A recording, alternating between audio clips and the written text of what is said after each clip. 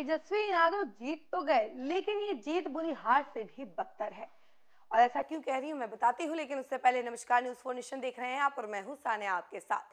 तेजस्वी यादव जो हमेशा ये कहते रहते थे कि इस बार उनकी ही सरकार बनने वाली है, यानी कि महागठबंधन की ही सरकार बनने वाली है, लेकिन जो नतीजा सामने आया उस नतीजे ने धरातल पर फेंक दिया है तेजस्वी यादव को, क्योंकि तेजस्वी यादव बहुत बुरी तरीके से हारे हैं। आरजेडी जो कभी लीड करती थी, अब ऐसी पार्टी बन गई है जिसे सिर्फ और सिर्फ 34-35 सीटें मिली है, यानी कि बहुत बुरी तरीके से। अब एनडीए के टक्कर में, भाजपा के टक्कर में, या जदयू की सिंगल पार्टी की अगर बात की जाए तो इनके टक्कर में भी नहीं है। और इसके साथ साथ बड़ी बात यह है कि तेजस्वी यादव हमेशा ये कहते रहते हैं कि हम ही जीतेंगे, तो वो बात भी उनके साबित नहीं हो पाई। राघोपुर में तो जीत गए, लेकिन बहुत जद्दोजहद के बाद जीते, बहुत कम मार्जिन से जीते हैं। और ऐसी जीत जो है हार से भी बुरी है, क्योंकि तेजस्वी यादव जो कि नेता प्रतिपक्ष हैं, मेन लीड करते हैं महागठबंधन को और बड़े चेहरे माने जाते हैं, अपने एक तरीके से पर्सनैलिटी के लिए जाने जाते हैं, लीडरशिप के लिए जाने जाते हैं।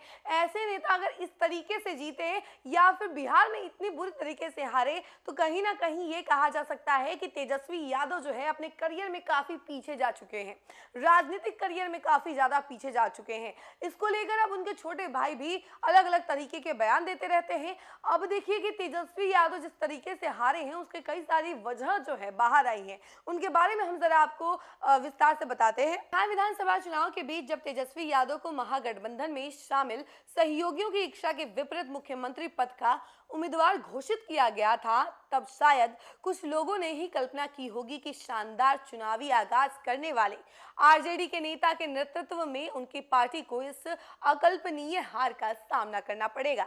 महज 25 साल की उम्र में उप मुख्यमंत्री बनने के 10 साल बाद पार्टी सुप्रीमो लालू प्रसाद के उत्तराधिकारी ने कई दौर में पिछड़ने के बाद भले ही राजद के गढ़ राघोपुर से भारतीय जनता पार्टी भाजपा के सतीश कुमार को हराकर जीत हासिल कर ली, लेकिन उनके नेतृत्व में राजद इस चुनाव में सिर्फ 25 वोटों पर सिमट कर रह गया, यानी 25 सीटों पर सिमट कर रह गया। सॉरी, मैं वोट बोल रही हूँ, 25 सीटों पर सिमट कर रह गया।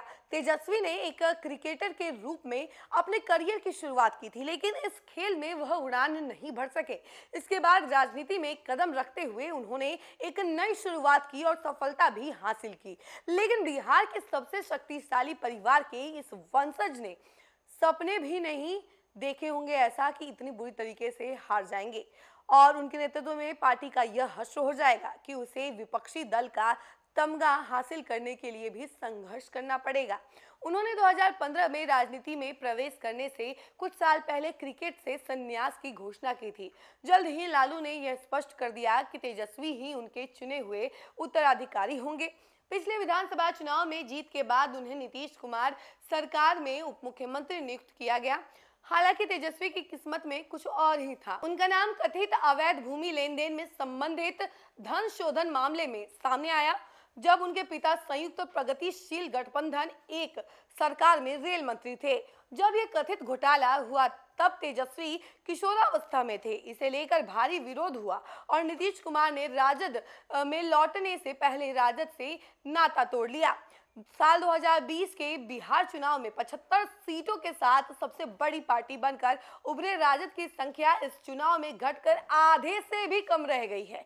ऐसा प्रतीत होता है कि 9 भाई बहनों में दूसरे सबसे छोटे तेजस्वी सत्तारूढ़ गठबंधन के इस दावे का मुकाबला करने में पूरी तरह से विफल रहे कि राजद के नेतृत्व वाले गठबंधन की जीत का मतलब जंगल राज की वापसी होगा।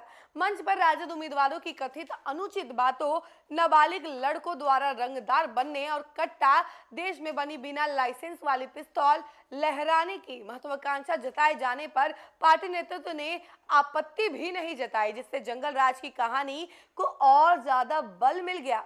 ऐसा लगता है कि यादव ने 20 साल तक सत्ता में रहने के बावजूद अपने पूर्व बॉस और अपने पिता के धूर्त प्रतिद्वंदी नीतीश कुमार का आकलन करने में भी गलती कर दी। तेजस्वी की रैलियों में महिलाओं की गैर मौजूदगी रहती थी और कई जमीनी रिपोर्ट में भी यह बातें सामने आई, लेकिन उन्होंने इस पर ध्यान नहीं दिया, उन्होंने इसे नजरअंदाज किया। वहीं राजग ने इसे ताकत के रूप में और सशक्त किया। अंत में ऐसा भी प्रतीत होता है कि हर परिवार के कम से कम एक सदस्य को सरकारी नौकरी देने के लिए कानून बनाने जैसे उनके वादे ने भी काम नहीं किया, क्योंकि जन सुराज से लेकर अन्य गैर दल जो है राजद दलों ने भी इस पर सवाल खड़े किए थे। महिलाएं उनकी जनसभाओं में नहीं आती थी, जिसकी वजह से उनके वोट बैंक पर बड़ा असर पड़ा है। देखिए, महिलाओं का मेन वोट बैंक कहा जाता है बिहार में, और जब महिलाएं बाहर निकलती हैं तो वो सबसे मेन बन जाती हैं। यानी कि इस बार अगर चुनाव में देखा जाए तो मेन रोल भी महिलाओं ने ही निभाई है, क्योंकि सबसे ज्यादा महिलाओं ने ही वोट दी है। तो इसका कहीं ना कहीं असर सबसे ज्यादा एनडीए पर पड़ा है, क्योंकि नीतीश कुमार ने हमेशा महिलाओं को अपना कोर वोट बैंक माना है। तो वहीं तेजस्वी यादव जो है अलग अलग तरीके से लोगों को लुभाने की कोशिश करते हैं, लेकिन महिलाओं पर कभी ध्यान नहीं दिया। और इससे पहले जैसा कि जनसभाएं चल रही थी तो उस दौरान भी कई सारे बच्चे या फिर कई सारे लोग जो हैं अलग अलग तरह की जो टिप्पणियां देते थे, जिसकी वजह से प्रभाव आरजेडी पर पड़ता था। बच्चों के द्वारा कट्टे की बात करना और कई सारी चीजें जो है सामने आना, और जंगल राज जैसी तस्वीर जो है चुनाव से पहले ही दिख जाना, ये सारी चीजें ये बयां करती हैं कि तेजस्वी यादव बुरी तरीके से हार गए। यानी कि इन सभी चीजों का प्रभाव तेजस्वी यादव की जीत पर पड़ा और तेजस्वी यादव धरातल में मिल गए। इसको लेकर आपकी क्या राय है, कमेंट सेक्शन में जरूर बताइएगा और देखते रहिए न्यूज़4 नेशन। धन्यवाद।